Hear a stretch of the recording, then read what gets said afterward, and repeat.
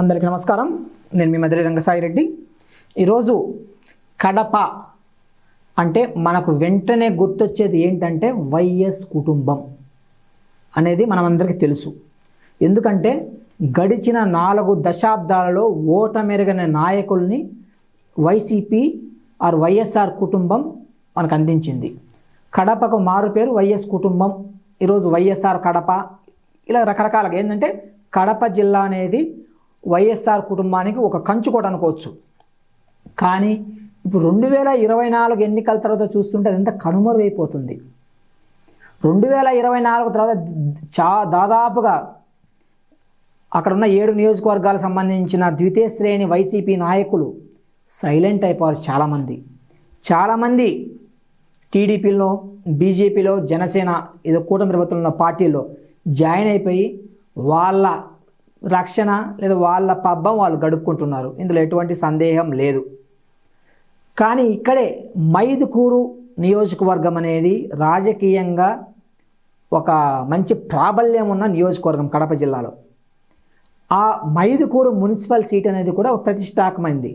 ఆ మైదుకూరులో చంద్ర అనే ఆయన మున్సిపల్ చైర్మన్గా ఇటీవల రాజీనామా చేశారు.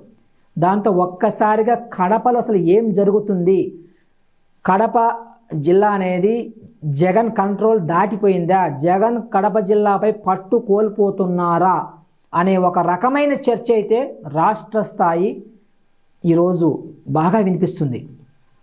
అసలు చంద్రానైనా ఎవరు, చంద్రానైనా అక్కడ బాగా క్రేజ్ ఉన్న నాయకుడు, అట్లాగే అక్కడ చుట్టుపక్కల గ్రామాల్లో ఒక మంచి పలుకుబడిన నాయకుడు కాబట్టి ఆ రోజు మున్సిపల్ చైర్మన్గా అవకాశం ఇచ్చారు. తర్వాత వచ్చేసి ప్రజల సమస్యల గురించి అక్కడ స్థానికంగా వైసీపీ సంబంధించిన మాజీ ఎమ్మెల్యే రఘురామరెడ్డి గారు గతంలో వైసీపీ హవాను 2 సార్లు గెలిచారు. 2024 ఓడిపోయిన తర్వాత ఈరోజు పార్టీ అధికారంలో లేదు కదా, ఏం చేయగలం మనము అని చెప్పినట్లు ఈరోజు వివిధ మాధ్యమాల ద్వారా తెలుస్తుంది. సరే, జగన్మోహన్ రెడ్డి గారిని కలిసి నా బాధ వినిపిస్తానంటే ఆయన సుముఖంగా ఆ మాజీ ఎమ్మెల్యే రఘురామరెడ్డి గారు లేని పక్షంలో ఇక విరక్తి చెంది చంద్ర అనే మున్సిపల్ చైర్మన్ పార్టీ నుంచి వైదొలిగినట్లు తెలుస్తుంది. ఏది ఏమైనప్పటికీ ఇందులో కుట్ర ఉందా, ఇంకోటి పక్కనేస్తే కడప మీద ఈరోజు జగన్మోహన్ రెడ్డి గారికి పట్టు కోల్పోతున్నట్లయితే మనకు కనిపిస్తుంది. సరే, ఎన్నికలకు ముందు మళ్ళీ అటు ఇటు జంపింగ్ జిల్లాలో చాలామంది ఉంటారు. ఏ పక్క నీడుంటే ఆ పక్కకి, ఏ పక్క ఆకులుంటే ఆ పక్కకి జంప్ అయ్యే వాళ్ళు ఉంటుంది. ఇందులో మరి డౌట్ ఏం లేదు. కానీ ప్రస్తుతానికైతే కడప మీద జగన్మోహన్ రెడ్డి గారు పట్టు అయితే కోల్పోతున్నట్లు మనకు అర్థమవుతుంది. చూద్దాం భవిష్యత్తులో ఏం జరుగుతుందో. ధన్యవాదాలు.